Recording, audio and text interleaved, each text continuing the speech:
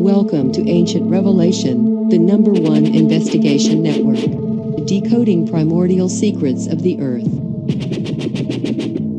Egypt's pyramids. The greatest of these monuments was the tallest structure on Earth for over 4,000 years. They contain gigantic stone blocks, weighing up to 70 tons. Yet they were made by a society that didn't even possess the wheel.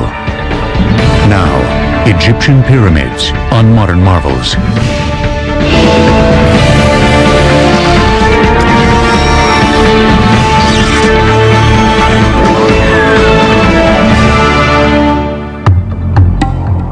Inside the famous Great Pyramid of Khufu at Giza, a series of mysterious passageways lead through the mountain of stone.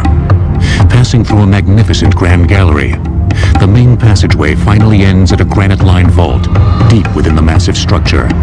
Called the King's Chamber, many scholars believe that this is where the great Khufu was finally laid to rest. But was he? For centuries, these extraordinary edifices have inspired an enduring fascination in people around the world. Generations have wanted to see them, study them, and unlock their age-old secrets, such as why and exactly how they were built. And yet, despite the best efforts of researchers, the solutions to many questions surrounding the pyramids remain tantalizingly obscure. The lack of concrete evidence from ancient Egyptian sites has complicated the problem. Even the application of the most modern technology has failed to unravel all the mysteries. Recently, however, new theories have been proposed, which call some of the key generally accepted ideas about the pyramids into question, and that may indeed solve some of the riddles concerning these magnificent achievements. One of the first mysteries about the pyramids is their exact number. Nearly 100 have been discovered in Egypt. Surprisingly, however, at least 3 pyramids that are mentioned in inscriptions remain obscured by time and the relentless desert sands. It may seem surprising that pyramids have not been located yet, but over thousands of years, their superstructures may have been quarried away and all that's left is underground or may have been built over. Built during a span of almost 1,000 years, from approximately 2630 to 1640 BC, the pyramids stand as cultural and engineering marvels of staggering proportions. Not only are they incredibly magnificent structures, but of course they're also the few wonders of the ancient world to survive. The purpose of the pyramid is to serve as the king's tomb, but that's only the beginning because we have to understand why the king of Egypt needed to have a tomb quite like that. The pyramid is the architectural realization of the king's ascent to the sun. That was the king's after-death fate. The pyramid is the spot in which that great transformation takes place, in which the king is reborn. An ancient Arab proverb reads, "Man fears time, but time fears the pyramids." And yet the so-called golden age of pyramid building lasted for only 150 years, during the 4th dynasty of the Egyptian Old Kingdom. And the greatest of the pyramids, those on the Giza Plateau near Cairo, were constructed over a span of only 3 generations. Remarkable engineering achievements in their own right, the pyramids were also the centerpieces of often vast complexes of temples and smaller tombs, called necropolis. The word necropolis literally means city of the dead. So with the pyramid itself, we only have the monument over the king's tomb. Attached to the pyramid is a temple. Then there's a long causeway that leads to the valley where there's another temple. Offerings are presented at the statues of the king in this temple. There is enormous staff that's involved for the upkeep of the temple. The legendary Sphinx, also at Giza, is part of one of these necropolis. That built around the pyramid of King Khufu's son, Khafre. We may know the reason why the pyramids were built, but the origin of their specific shape is still uncertain. The earliest Egyptian burials involved placing the body in a shallow pit, then covering it with a large rock or mound of stones. These not only served to keep jackals from digging up the dead, but also were probably meant to represent the primordial mound from which the Egyptians believed all life sprang. The ancient Egyptians were oriented towards the Nile, which was the source of their life and their sustenance. And the Nile used to flood every year. After that was over, when the floods would recede, the land would become visible again. So that became a metaphor for creation. So the primeval mound was the first time the first land began to be seen, when the first waters, the primeval waters, had begun to recede. And it was upon this primeval mound that the sun rose for the first time. Then this mound actually is the pyramid. It represents the primeval mound, that the God created whole Egypt through this mound. The symbol of this primordial mound was the sacred benben, a pyramidal-shaped stone that most Egyptologists believe would later influence the form of the pyramids. And in the top of the pyramid, the capstone is the benben. Then the capstone, that they put it in the top of the pyramid, and they cased it with electrum, white gold and yellow gold. And that capstone is a symbol that the pyramid is finished. But some other scholars cite additional influences for the shape of the pyramids. One Egyptologist has a provocative new theory, based on a migration of desert people into the Nile Valley over 5,000 years ago, at exactly the time when pyramids began to be built. According to the theory, the newcomers brought knowledge of the desert landscape with them that might have affected the pyramid's form. A very important thing in the Western Desert is the fact that the only landforms that persist everywhere are conical or pyramidal landforms. Pointed hills is the main persisting landscape. These are three conical structures in the middle of the desert, some 300 miles west of the Nile. The ancient Egyptians would have seen these things and would have wanted to build their structures that would remain in the windy environment in that form. So these natural landforms can definitely become, in my mind, the precursors to the pyramids.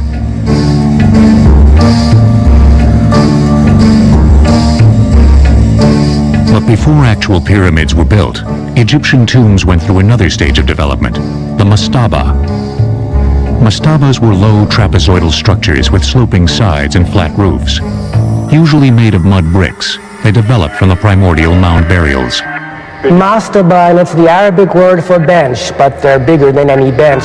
But the mastaba is the word for the superstructure of a private tomb.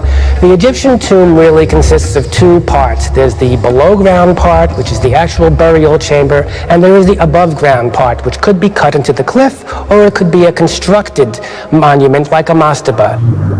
With mastabas, the Egyptians had taken the first step towards the classic pyramid. The next stage came around 2630 BC, during the Egyptian Third Dynasty, during the reign of King Djoser, when Djoser's high priest and architect, Imhotep, began building the famous step pyramid at Saqqara. In Dynasty 3, which is before Dynasty 4, there was a genius architect. His name is Imhotep. And he began to make a revolution in building, changing the building from mud brick to limestone. And he built what's called the step pyramid, a mastaba above the one, until he reached 6 mastabas. And that was a revolution. Soaring to almost 200 feet in height, with a base measuring 397 by 358 feet, the step pyramid is thought by many scholars to be the first large building in human history made completely of stone, and the first pyramid of any kind built in Egypt. Imhotep remains one of the few overseers of a pyramid whose name is still known. Exactly how he designed and planned the structure is not. We have from later times papyrus where they planned a temple, and they knew in advance how many people they would need, how many food they would have to bring to the place, and how many stones would be needed. And so there must have been similar papers for all these pyramids, but unfortunately we don't have them.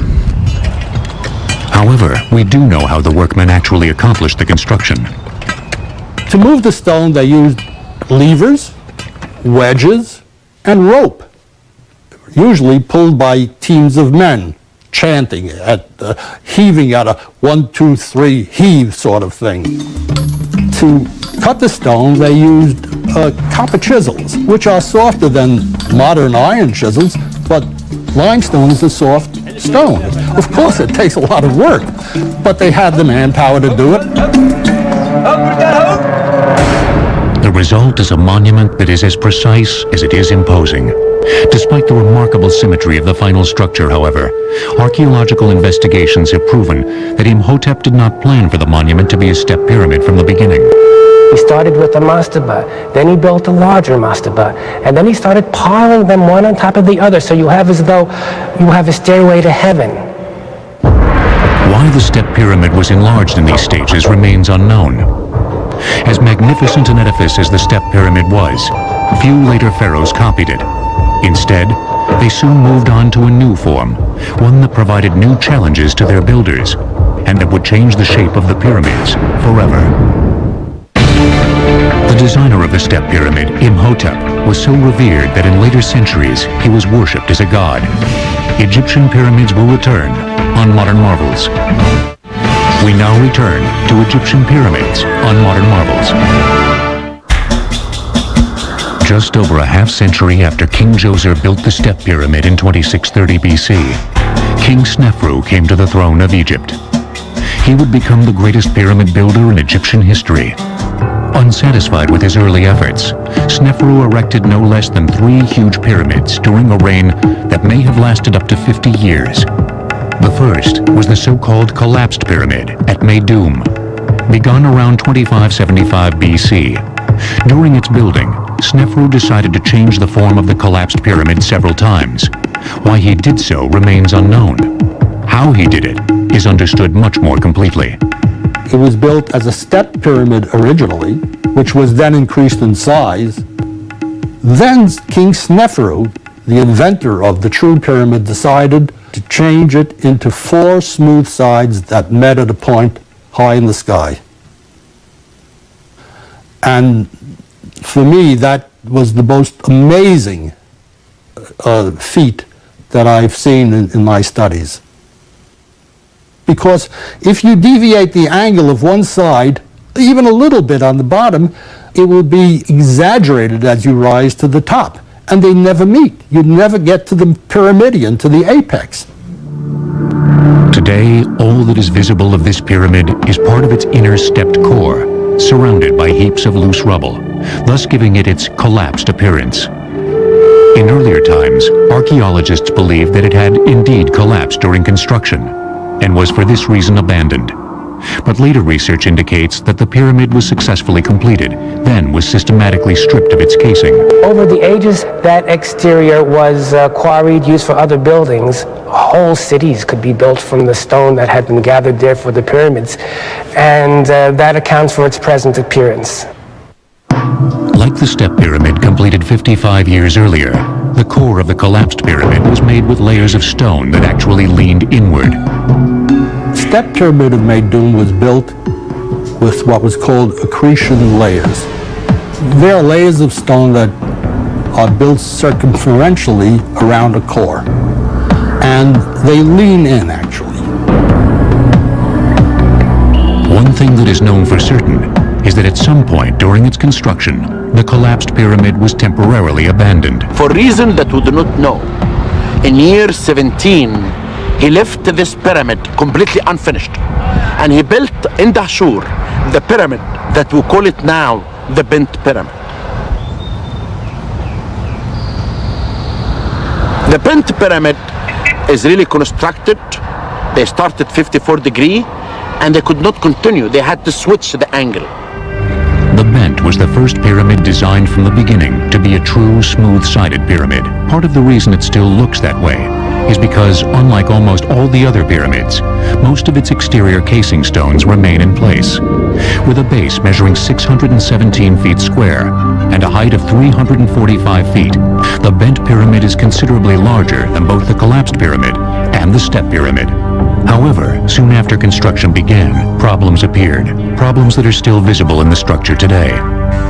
They built up ways and discovered that cracks were beginning to form, internally and externally.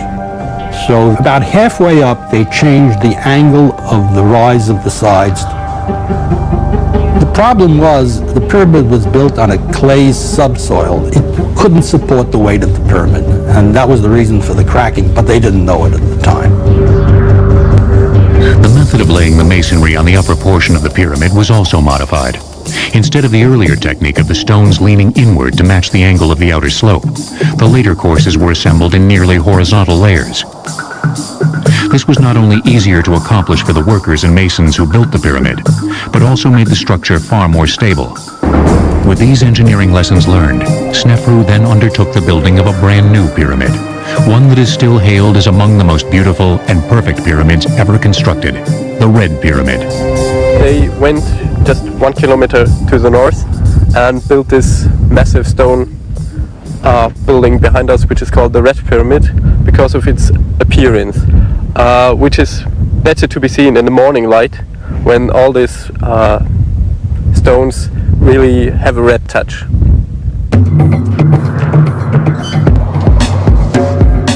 With a base 772 feet square and a height of 345 feet, the Red Pyramid is more massive but no taller than the Bent Pyramid. With an angle of approximately 43 degrees, the slope of the Red Pyramid is also much shallower than the lower portion of its bent cousin. The angle was an attempt to copy the upper angle of the Bent Pyramid because they felt that that was the safest angle to build a pyramid with. But structurally, the Red Pyramid's most important feature was the way in which its stones were assembled. The Red Pyramid was an advance over the earlier pyramids because the entire pyramid was built with courses of horizontal stone, much more stable structure. All the forces are directly down instead of angled outwardly. The Red Pyramid of Snefru is the first pyramid that is actually a perfect pyramid that has achieved the pure abstract pyramidal form. No one knows exactly why Snefru built this edifice, but archaeologists have speculated that he wanted his final resting place to be an ideal expression of the pyramid, and the Red Pyramid is certainly that. With the construction of the Red Pyramid, all the major engineering and structural elements of the classic pyramid were put in place. The stage was set for Snefru's son, Khufu, to build the greatest pyramid of them all. Taken together, the three pyramids built by King Snefru contain a volume of stone almost 1,000,000 cubic meters greater than the Great Pyramid. Egyptian pyramids will return on Modern Marvels.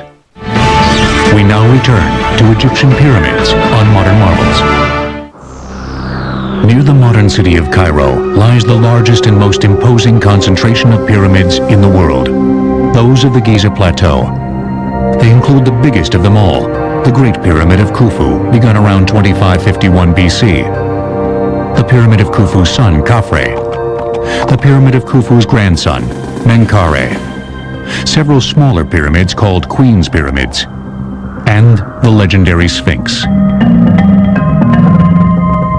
The site of Giza was uniquely suited for the construction of pyramids. It has the best quality of limestone. It's about 300 feet above the sea level. It's a perfect place. It has the best quality of the stones. And this type of stones never existed any place else.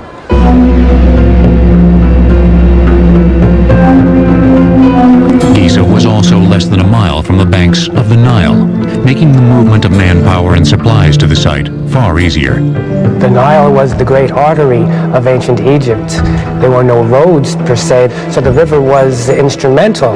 Stone was shipped over the river in barges, not only limestone from one side of the river to the other side of the river, but granite, which came from hundreds of miles away to the south. Before construction of the Great Pyramid could begin, its builders had to find a way to make the site completely flat. Many Egyptologists believe that water was used. First, a shallow channel was dug around the site, then it was filled with water.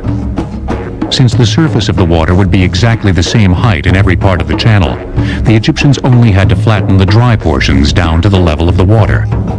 But not everyone agrees that this is how the site for the Great Pyramid was leveled. Martin Eisler is a sculptor who has studied Egyptian construction techniques for over 30 years. He has several provocative theories about the building of the pyramids, which are supported by decades of painstaking research and observation.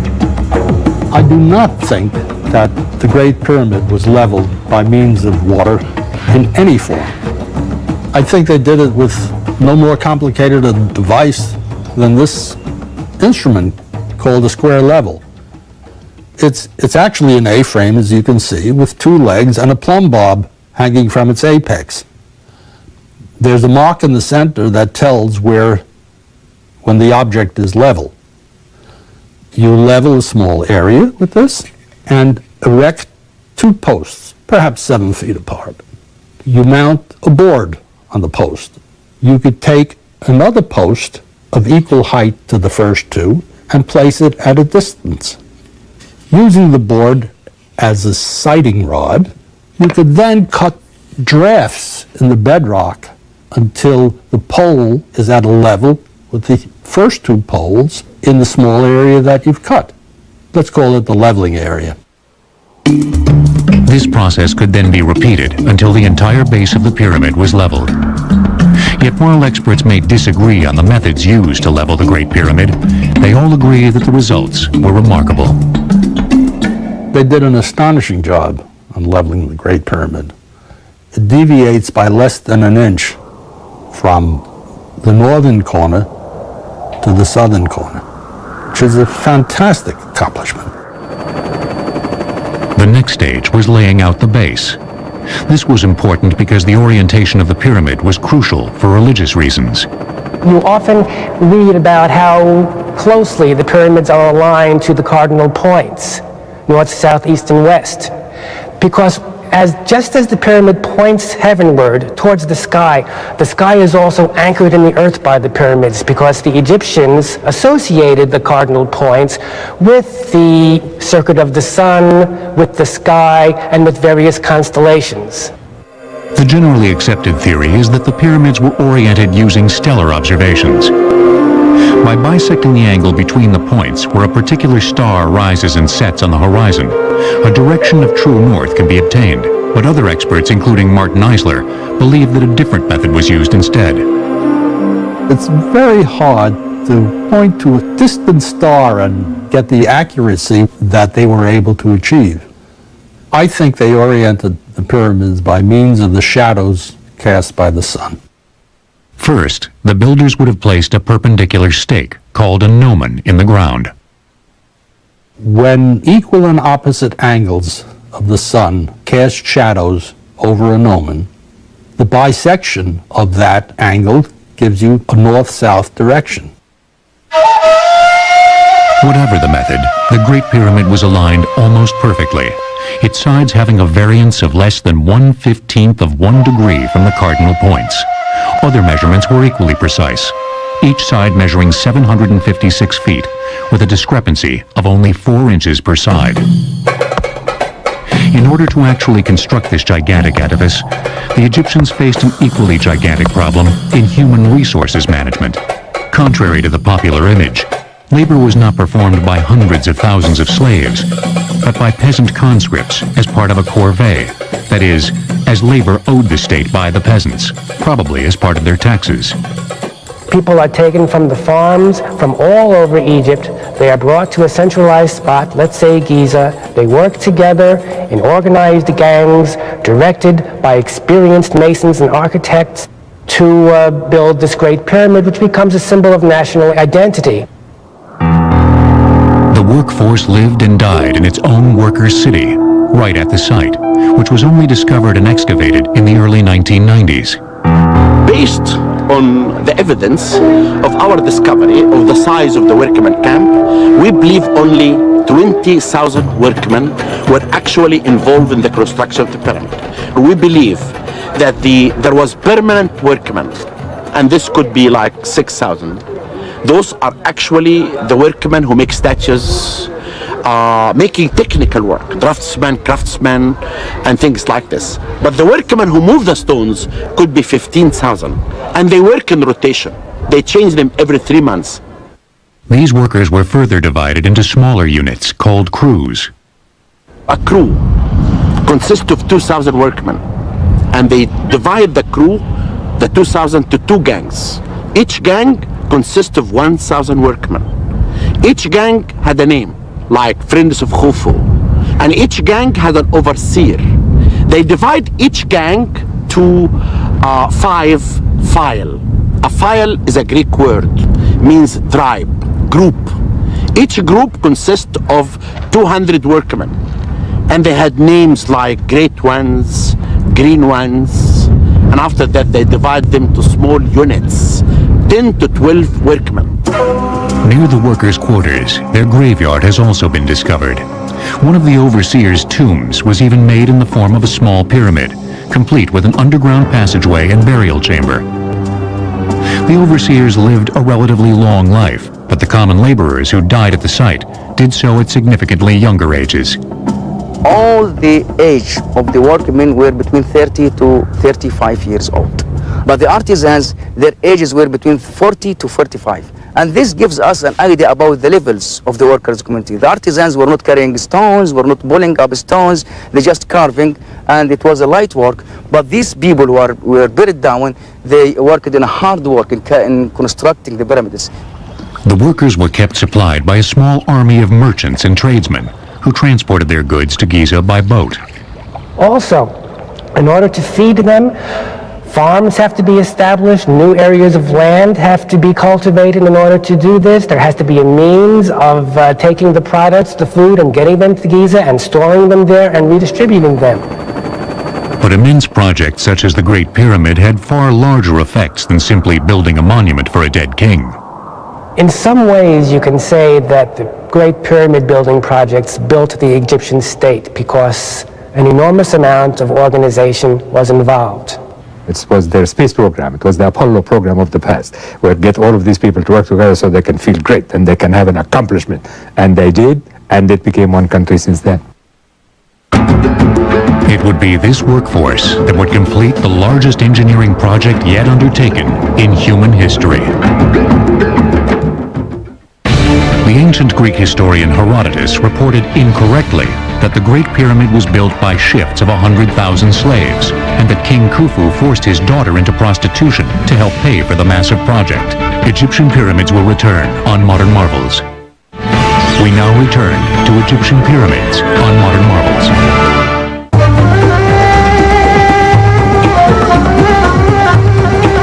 The workers who quarried the majority of the building stones for the pyramids at Giza labored at a site that has only recently been cleared of debris. Actually, all the stones for building the Great Pyramid came from a location of a quarry next door to the Great Pyramid, about 600 feet from the base of the pyramid. And we discovered this location. There's a grid pattern in the ground from which blocks were removed. There were trenches built in grids. They dig down the trenches, they were about 2 feet wide, and then they'd split a layer of stone off. And they did this layer by layer so that there's a bluff above the pyramid now that must be 20, 25 feet high. Workers used simple copper tools, like these preserved in the Cairo Museum, to rough out the limestone blocks. Afterwards, using tools much like these, masons smoothed the sides and edges of the blocks. Then, employing wooden sleds and ropes such as this, the blocks were dragged to the pyramid. Most scholars believe that the workers piled up the blocks in sequential horizontal layers, with each layer being precisely squared and leveled until the top of the pyramid was reached. But again, not all the experts agree. Number one, the slightest imperfection on the bottom would assume a cumulative effect as it reached the top. In addition, when I looked at the Great Pyramid, I could see that almost none of the courses were truly level. And I realized then that this was not the way to go. There had to be another approach. And this is what I devoted many years to finding. Using the collapsed pyramid as a prototype, Eisler proposes that most pyramids built after the collapsed pyramid consist of 3 stages of construction. First, an inner stepped core, not unlike the core of the collapsed pyramid, was built.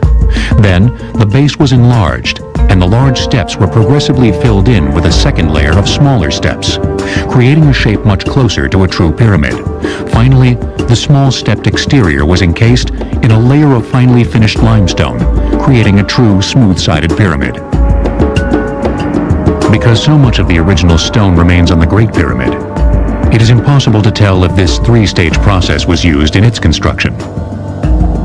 But as evidence for his theory, Eisler points to a number of smaller pyramids, called Queen's Pyramids, that stand alongside the large pyramids at Giza, and which were built at about the same time. And the remains there show a nucleus of large steps, which were then filled in with what we call packing stones, which are smaller stones and brought it to a more pyramidal shape. And finally, this whole thing was encased with a mantle of smooth limestone that met at a point in the top. There are also several theories concerning how the stones were raised to the height of the upper courses. Most of them involve the construction of ramps that either spiraled around the pyramid as it grew, or led directly to the current level of construction. The ramp that the Egyptian used to construct the pyramid was huge, constructed of stone rubble and mud. Then when the Egyptian will dismantle this ramp, they had to leave evidence under the ground of that ramp. I did excavate on the south side, and the surprise was discovering a small section of the ramp. But some experts, including Martin Eisler, believe that if a large ramp was employed, its remains would be far more evident. You can't erase a ramp that may have reached a height of 500 feet. The remains would be obvious by aerial photography. Mr. Eisler does think ramps were used, but only on the lower, more easily accessible levels of a pyramid. For the higher stages, he believes another method was employed. I believe they got the stones up the pyramid by putting a slideway of planks along the side and pulling the stone by a crew of men who are located up the pyramid and snubbing the rope around a log which is further up the pyramid. The whole process can be aided considerably by using levers as the stone is elevated, so that with the aid of levers and with the aid of crews of men standing uphill, I believe they could pull the stones into position. Indeed, at many pyramids, notches in the building stones which may have been used for the placement of levers are still visible. Though controversial, the idea of pulling and levering the stones into place does address the shortcomings of the various ramp theories, but as of yet, no one knows for certain exactly how the ancient Egyptians, a society that didn't even possess the wheel, accomplished this remarkable feat of engineering. Once all the blocks were in place, the Great Pyramid was capped with a triangular piece of granite, meant to represent the sacred Ben-Men stone, symbol of the primordial mound, much like this one which was found at Giza, which may have been coated with a hammered-on layer of gold. Then, using the same methods that were employed to raise and place the other stones, the body of the pyramid was covered with a casing of fine white limestone. Shimmering in the desert sun, the final appearance of the pyramid must have been spectacular, giving those who worked on it an immense sense of pride. Its final height was 481 feet, making it the tallest structure in the world until the Cologne Cathedral of Germany topped it in 1880. The pyramid contains an estimated 2.3 million blocks of stone, each weighing up to 2.5 tons. Many archaeologists believe that the entire process took almost 23 years. As impressive as the exterior of the Great Pyramid is, its interior is equally remarkable. As in the case of all earlier pyramids, there are a series of tunnels and chambers. The interior arrangements of the Pyramid of Khufu are elaborate. There are 3 burial chambers, and it is not agreed today whether there are supposed to be 3, it was intended from the beginning, or whether they were revising their plans. Because of these multiple chambers, and the fact that the pyramid was looted of its contents long ago, no one knows for certain exactly where Khufu was buried. But what is believed to be the true burial chamber of the king is reached by a long passageway, which then turns into an immense ascending gallery, the so-called Grand Gallery, a corbelled passageway nearly 150 feet long and 26 feet high. Corbelled means that the headers or short ends of the blocks get successively closer and closer and closer, so you're looking at a sort of inverse stairway, which finally comes together way up in the distance on high. Finally, the Grand Gallery leads to the heart of the Great Pyramid. Because this chamber is the only one of the three within the pyramid that contains a sarcophagus, most scholars believe that this is where King Khufu was actually buried. It is lined entirely with granite. That's a wonderful thing. Granite being a stone that was charged with solar associations because it's red for one reason. 30 feet by 15 feet and nearly 18 feet high, the roof of the king's chamber consists of several massive granite slabs, each weighing more than 70 tons. Above this, there are also a series of false roofs that were designed to reduce the enormous weight pressing down on the chamber from above. They have worked brilliantly for over 40 centuries. Khufu had willed the construction of the greatest engineering marvel of the ancient world. However, the completion of the Great Pyramid didn't end the building on the Giza Plateau. Indeed, it was only the beginning. The only known figure of the ruler who built the greatest pyramid on Earth is a tiny statuette of King Khufu, no more than 3 inches high. Egyptian pyramids will return on Modern Marvels. We now return to Egyptian pyramids on Modern Marvels. The second large pyramid on the Giza Plateau was built by Khufu's son, King Khafre. Begun around 2520 BC, it was constructed using the same basic methods as those employed on the Great Pyramid. Its base is 705 feet on each side, and it rises to a height of 471 feet, only 10 feet shorter than the Great Pyramid. But because it is built on ground that is 33 feet higher than the Great Pyramid, it appears to be even taller. Due to its smaller base, it also rises at a sharper angle than the Great Pyramid, over 53 degrees to the Great Pyramid's 51 degrees. And another reason it looks different is that at the very top of it, we have the original fine casing stones that have been left there. So it has a very different profile. The inside of Khafre's pyramid is different as well. Unlike the Great Pyramid's complex system of tunnels, shafts, and chambers, Khafre's pyramid has a relatively simple internal plan, consisting of 2 passageways that converge on a single burial chamber. The colossal statue behind me represents Mycerinus, or Menkaure, who built the 3rd pyramid and pyramid complex at the Giza necropolis.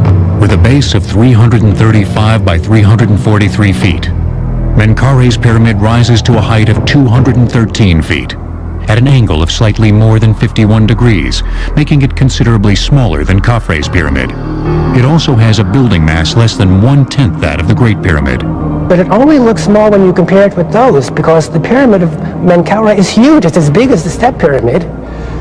The pyramid has the distinction of being clad in its bottommost courses of granite rather than limestone, so it would have been more colorful. Why the pyramids at Giza got progressively smaller remains unknown, but scholars speculate that the enormous cost of these massive building projects simply could not be sustained by the kings who followed Khufu. Of all the monuments connected to the pyramids, perhaps none is as remarkable as the mighty Sphinx. A huge stone lion with the head of a man, its design, construction, and purpose has been the source of heated controversy for centuries. The Sphinx, I think, is compelling because it's this part human, part animal form, and it provides this mysterious air. It's not quite completely all there. It's this huge structure on the Giza Plateau. What in the world could it have been about? We know that from where it is, that most likely it was done during the time of the builder of the second pyramid, King Khafre. And this is because of the orientation of the Sphinx itself. And some people even perceive that the face of the Sphinx itself looks like the statue of King Khafre. 240 feet long and 66 feet tall, the Sphinx was the first truly colossal piece of sculpture in ancient Egypt. Its builders began by quarrying a U-shaped ditch out of a solid limestone base of the Giza Plateau. Then, they sculpted the body from the block of stone that made up the center of the U, making the bulk of the monument actually part of the plateau itself. A recent theory makes an even more direct link between the Sphinx and the natural landscape. I really think if you look at the setting of the Sphinx, you can see that it is more part of that environment that most people give it. Why do I say that? It's because we see things like that almost identical to it in the Western Desert due to total natural erosion. These natural features are called mud lions. This here is a Yardan, or a mud lion, or a natural sphinx. There are huge numbers of these in the Western Desert in Egypt, and that's why I'm saying that the ancient Egyptian may have borrowed that shape from this natural landform, knowing that it is part of the majesty of the land. For hundreds of years, there have been rumors of secret tunnels and chambers within the Sphinx. Not long ago, those ideas were put to the test with ground-penetrating radar. And they did survey the whole area, and it proved that there is nothing really underneath the Sphinx. The Sphinx is a solid rock or a living rock, and there is nothing really is hidden inside. A sense of how ancient and revered this monument is can be gained from the fact that its first restoration was undertaken almost 1,100 years after Khafre died by Pharaoh Thutmose IV in and around 1400 BC. A 12-foot-tall, 15-ton granite stele erected by Thutmose at the site relates the story of how, as a young prince, but not the crown prince, he was on a hunting expedition near the Sphinx. Pausing for a rest, he fell asleep in the shadow of the statue's head, which was then the only part of the monument that remained above the encroaching desert sands. And the Sphinx came to him in his dream and said, "My son Thutmose, I'm dying because of the sand.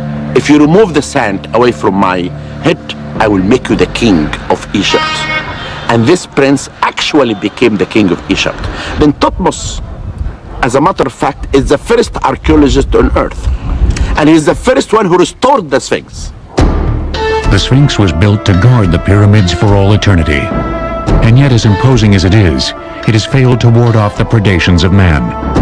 Because of the fabulous riches contained within the pyramids, all of them, without exception, were broken into and looted by tomb robbers long ago. Indeed, in many cases, later archaeologists were able to find the interior passageways of a pyramid simply by following the tunnels dug by thieves, such as this one in Menkare's tomb at Giza. Some have speculated that this is the reason why the building of large pyramids declined so rapidly after the golden age of the 4th dynasty. Others take a different view. I personally believe that they stopped doing the pyramids because the country was unified. Because if we agree to this premise that Khufu had actually gotten these people to feel great about building this together and becoming one people, then from there on it became a matter of burial site, and that's no big deal. So I started making little ones. The attention shifted from the size of the pyramid to the development of the complexes attached to the pyramid, so that the pyramid temples expanded and became more complicated, and the valley temples expanded and became more complicated. After that, pyramids got increasingly smaller, and it just sort of faded out. Ironically, most of these later pyramids, such as the Black Pyramid at Dashur, were made with a core of mud bricks to speed their construction, then faced with a layer of limestone. Once the limestone was plundered for other construction projects, they quickly eroded, leaving them in a greater state of disrepair than the earlier stone pyramids.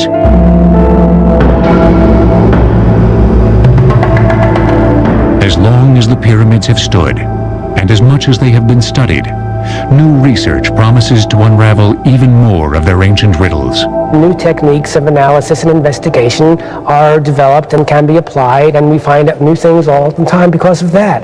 So that the pyramid field is never exhausted. Yet, even as new theories are examined and old ones discarded, the pyramids will continue to maintain their compelling allure. I remember when I first saw the pyramids, it was in fact as a graduate student. I was flying in to do research, and our plane passed over them, and I saw them from the air, and I got to admit, I got teary-eyed.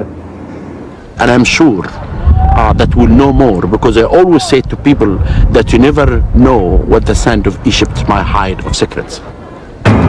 Some secrets of the pyramids may remain locked within their stony embrace until even they succumb to the passage of time. But even as new knowledge sheds light on their ancient mysteries, the Egyptian pyramids will remain as eternal monuments, not only to a bygone era, but to the boundless ambition and ingenuity of humankind. He didn't finish anything. Perhaps he was ADD. Perhaps he was obsessive compulsive. Maybe he was anxious. Maybe he was depressed. We don't know exactly what his ailment was, but there seemed to be something afflicting his mind. Da Vinci Decoded, Sunday night at 9, as only the History Channel can bring you.